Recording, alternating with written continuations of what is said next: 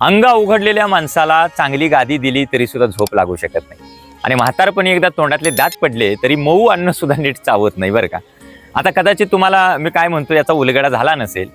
आज चौथा दिवस आहे, संत तुकाराम महाराजांचा चौथा अभंग आज आपण घेतोय। अभंग असा आहे बघा की चित्त समाधाने तरी विष वाटे सोने, बहु खोटा अतिशय जाना भले सांगो काय, मनाच्या तळमळे चंदने ही अंग पोळे, तुका म्हणे दुजा उपचार पिडा पूजा। आता ही बोली भाषा आहे, मराठीतलीच भाषा आहे, पण काही जणांना याचा अर्थ कळत नाही। संत तुकाराम महाराज या अभंगात इतकं चांगलं सांगतात, मी परत परत हेच रिपीट करतोय बरं का।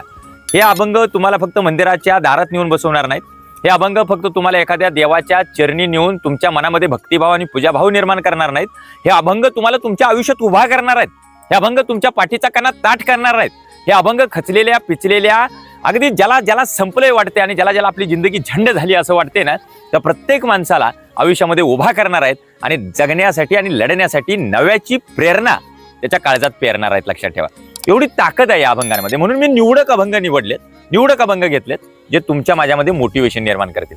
अभंगाची पहिली ओळ काय, चित्त समाधानी तरी विष वाटे सोने। याचा अर्थ असा आहे, मन जर आपलं समाधानी असेल ना, मन नुकतं मन समाधानी असेल तर विष सुद्धा आपल्याला सोन्यासारखं वाटू शकतं।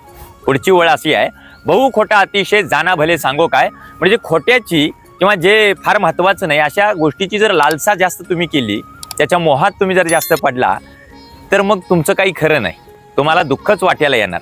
आणि पुढे ते असं म्हणतात, जाना भले सांगो काय, म्हणजे तुमच्यासारख्या भल्या माणसांना काही सांगावं, तुम्ही सगळी भली आहे, सगळं जाणता, सगळं कळते तुम्हाला, मी काय सांगावं बिचाऱ्यानं। आणि त्याच्या खालची ओळ फार महत्वाची आहे। संत तुकाराम महाराज पुढे जाऊन असं म्हणतायत की मनाच्या तळमळे चंदने ही अंग पोळे। मन जर आपलं आतनं तळमळत असेल, मनामध्ये प्रचंड चिंता आहेत, लई टेन्शनमध्ये, आपल्या भाषेत प्रचंड टेन्शन, ह्याचा कर्ज फेडायचा आहे, आता मला भविष्यात जाऊन मला ही गाडी घ्यायची आहे, भविष्यात जाऊन माझं अमुक अमुक करिअर करायचं आहे, तिकडे एवढा पैसा लागणार आहे, सारख्या चिंता असतील ना, तर तुकाराम महाराज असं म्हणतायत मनाच्या तळमळे चंदनी अंग पोळे। म्हणजे मन जर तळमळत असेल तर चंदन जर अंगाला लावलं ना तर तुम्हाला काही भारी नाही वाटणार, चंदनानं सुद्धा अंग पोळणार, तुमचं भाजणार, एवढं वाईट आहे। म्हणजे काही वेळा वेळ अशी येते आपल्याला माहित आहे, ताक सुद्धा फुंकून प्यावं लागतं, माहित आहे ना, तशी वेळ येते आपल्यावर। आणि शेवटची वेळ, तुका म्हणे दुजा उपचार पिडा पूजा, याचा सरळ अर्थ असा आहे, मनाच्या अशा अवस्थेत मन जर विचलित असेल, मन जर चिंताग्रस्त असेल आणि अशा अवस्थेत आपली कुणी पूजा जरी केली ना, अगदी पाय जरी धरले आपली येऊन, आपले पाय जरी धरले, काही जरी आपल्याला आनंदित करायचा प्रयत्न केला तरी त्याचा काही उपयोग होत नाही, फक्त आपल्याला पीडाच होते, आपल्याला त्रासच होतो।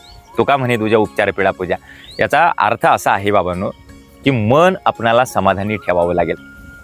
जे 3 अभंग कालपर्यंत आपण बघितले ते याच्या रिलेटेडच आहे। म्हणजे संत तुकाराम महाराजांचे एवढे चांगले अभंग आहेत, माणसं अशी नुकती बोलत बसली तर बोलता बोलता वेगवेगळे रेफरन्स सुचतील, शेती संदर्भात अभंग, आपल्या मनासंदर्भात अभंग वेगवेगळे। तसा हा मोटिवेशनचा अभंग आहे।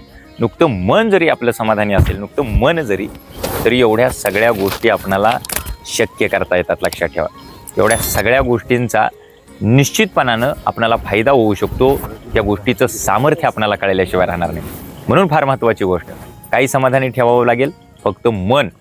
नाहीतर बहिणाबाई चौधरींची आहे त्या ओळी तुम्ही बघितलं असेल, मन हे वडाय वडाय आता होतं भुईवर, गेलं गेलं आभाळात, एवढं ते विचलित असतं, त्याला पहिला शांत करावं लागेल आणि त्याच्यामध्ये समाधान पेरावं लागेल।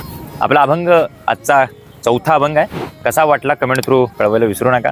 अभंग आवडला असेल तर निश्चितपणानं लाईक करा आणि अजूनही माझ्या विक्रांत पाटील स्पीकर या ऑफिशियल यूट्यूब चॅनलला जर आपण सबस्क्राईब केलं नसेल तर अवश्य सबस्क्राईब करा। धन्यवाद।